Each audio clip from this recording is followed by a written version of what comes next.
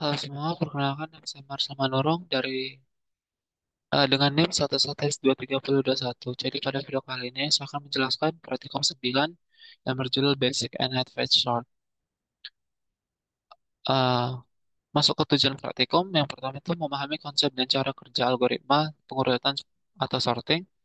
Kedua, mampu mengimplementasikan beberapa jenis sorting. Dan yang ketiga, mampu menerapkan sorting pada struktur data lain, seperti linked list dan object class student. Pertama kita masuk ke basic sort. Jadi pada bagian ini kita akan mempelajari tiga algoritma yang digunakan dalam pengurutan dasar, yaitu sebagai berikut. Pertama ada bubble sort. Bubble sort itu merupakan suatu metode di mana kita membandingkan dua elemen yang berdekatan, lalu kita akan menukarkannya jika urutannya salah. Jadi proses ini akan dilakukan secara rekursif dari awal hingga akhir array, jadi semua elemen berada di urutan yang benar. Selanjutnya ada selection sort.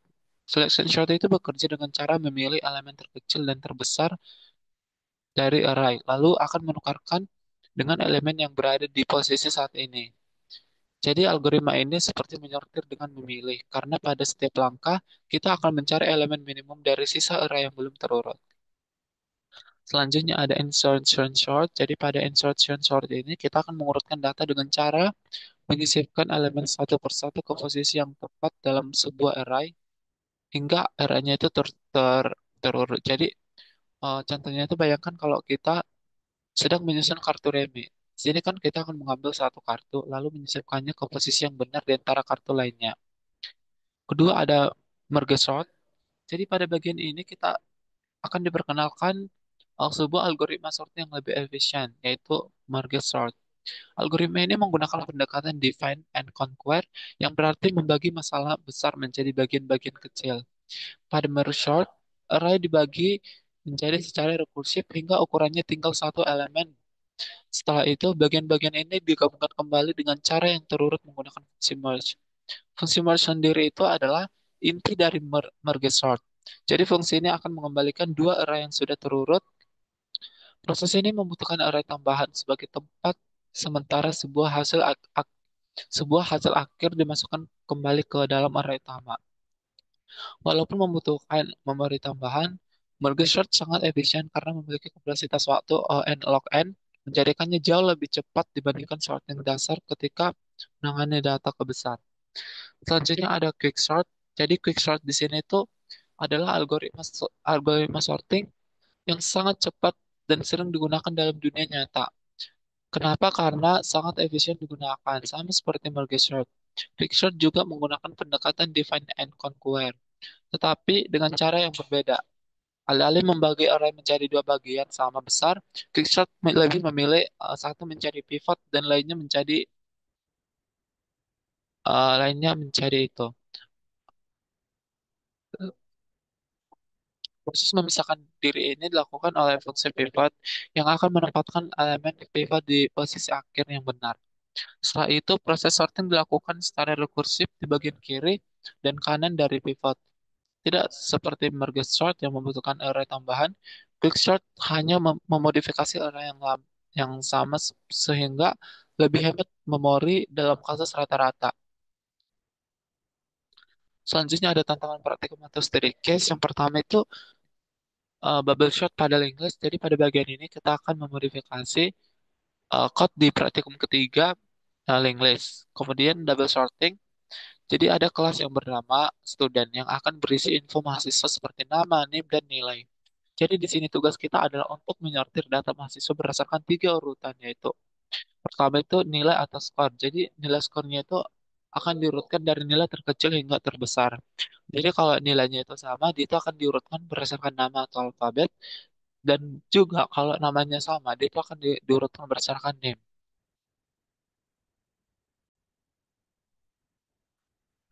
Oke, di sini kita akan masuk ke implementasi code yang udah saya buat. Pertama itu ada link list Java. Jadi di sini headset ini berguna untuk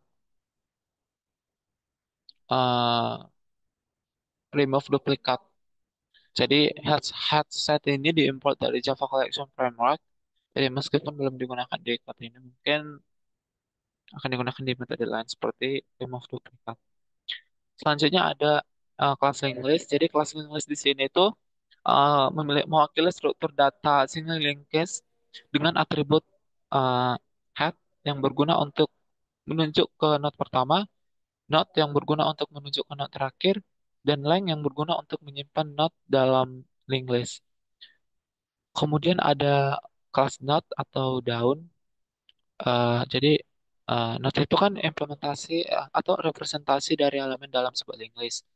Jadi setiap node itu akan menyimpan value atau nilai integer dan next referensi ke node selanjutnya. Ada konstruktor linked list. Jadi konstruktor linked list ini digunakan untuk membuat linked list baru dengan satu node awal. Jadi head and tail ini, di head dan tail di sini itu akan berguna untuk menunjukkan ke node tersebut atau selanjutnya, dan yang di sini tuh itu di set ke satu. Selanjutnya ada metode print list. Ini tuh untuk mencetak elemen di dalam linked list head dan tail yang ini. Terus selanjutnya ada metode append. Jadi metode append ini kan berguna untuk menambahkan data baru ke di akhir linked list. Jadi jika if length sama dengan nol atau jika masih kosong, node baru itu akan menjadi head dan tail. Kalau uh, kalau nggak kosong, jadi tail next ini akan diarahkan ke new node atau node baru, dan tail itu akan diperbarui juga ke new node atau node baru. Length di sini itu akan ditambahkan satu. Selanjutnya ada metode bubble sort. Jadi kan bubble sort itu untuk mengurutkan elemen dari linked list dari kecil ke terbesar. Jadi kalau headnya itu kosong, dia itu akan mengembalikan bolehan seperti swap time. Swap time-nya itu akan false. Jadi prosesnya itu yang pertama itu kita akan melakukan iterasi berulang kali selama masih ada pasangan node yang nilainya perlu ditukar. Yang kedua, di setiap iterasi kita akan membandingkan nilai node sekarang atau current value dengan nilai node setelahnya atau current next value. Jadi kalau urutannya itu lebih besar, dia itu nilainya itu akan ditukar, dan kalau urutannya lebih kecil nilainya tidak akan ditukar. Kita akan mengulangi ini hingga listnya itu terurut. Terus selanjutnya kita akan masuk ke student Java, student.java. Jadi student di sini itu adalah kelas yang merepresentasikan data seorang mahasiswa, yang dimana datanya itu akan terdiri dari nama, skor, NIM dan nama. NIM, name dan skor sama aja. Terus eh, selanjutnya ada konstruktor student. Jadi eh, ini tuh ini tuh berguna untuk membuat objek student dengan mengisi NIM, nama dan ini dan skor. Terus ada yang namanya itu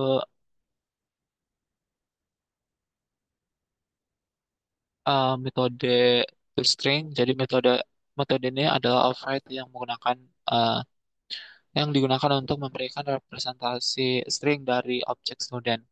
Jadi formatnya itu akan menjadi name, nama, skor dengan dengan skor itu akan ditampilkan dua angka di belakang koma.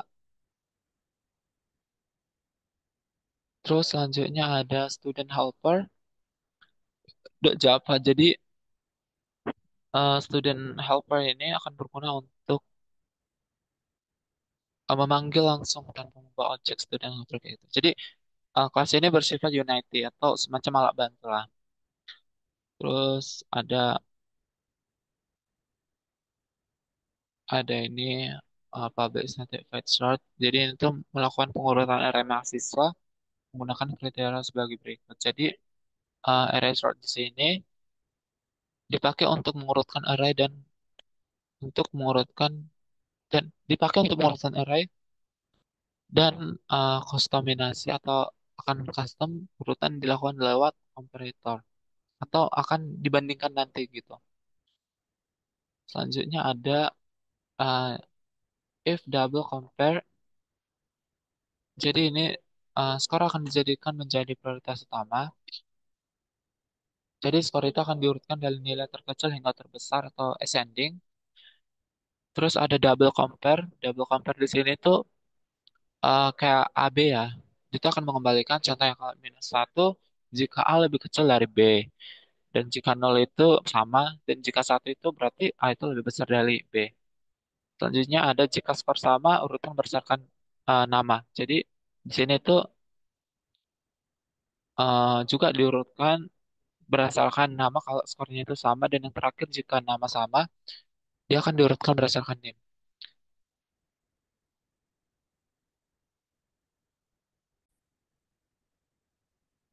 Oke, jadi di sini saya akan mencoba untuk menjalankan code yang udah saya buat.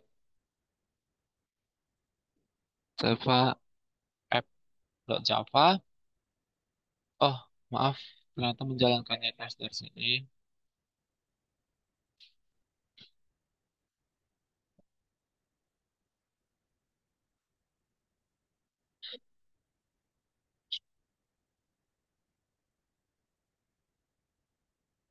Java app.java. Jadi di sini kita disuruh untuk memasukkan jumlah siswa yang akan kita compare. Contohnya, kalau saya masukkan jumlah siswanya itu adalah tiga. Masukkan NIM. NIM yang pertama itu akan saya masukkan NIM saya, nama saya, asal, dan jumlah skor saya. Contohnya kalau saya buat jumlah skor saya 30. Mahasiswa yang kedua saya akan masukkan NIM teman saya, Ivana. Jumlah skornya itu ada 70. Terus NIM selanjutnya saya akan masukkan NIM Lola. Jumlah skornya itu saya akan masukkan 76. Oh, namanya itu harusnya namanya itu Lola ya. Bukan jumlah skornya itu. Jadi setelah diurutkan, ah saya akan berada di urutan paling tinggi atau karena nilai saya rendah. Jadi nilainya itu akan diurutkan dari nilai yang lebih rendah 30, terus nilai si Ivana 70 dan nilai ini 76 ini Lola ya. 76 itu 56. 56 kan. Jadi setelah diurutkan eh itu kan sebelum diurutkan kan. Jadi setelah diurutkan nilai saya 30, nilai Lola itu 56 dan nilai Ivana itu 70. Jadi kalau kita buat yang contohnya yang sama, contohnya kita buat dua, masukkan NIM 11 S2 30 01 0 inilah. Kalau kita buat contohnya kita buat masukkan nama Marsal, namanya itu nilainya itu 90 dan 11 S2 30 53 Lola. Contohnya kalau sama nilainya setelah diurutkan kan nilai kami sama, dia itu akan diurutkan kembali berdasarkan nama. L itu kan lebih lebih awal dibandingkan M atau dalam alfabet L itu lebih tinggi dari M. Jadi Lola akan menjadi nomor satu. Sekian presentasi dari saya. Jika ada salah kata, saya mohon maaf. Terima kasih.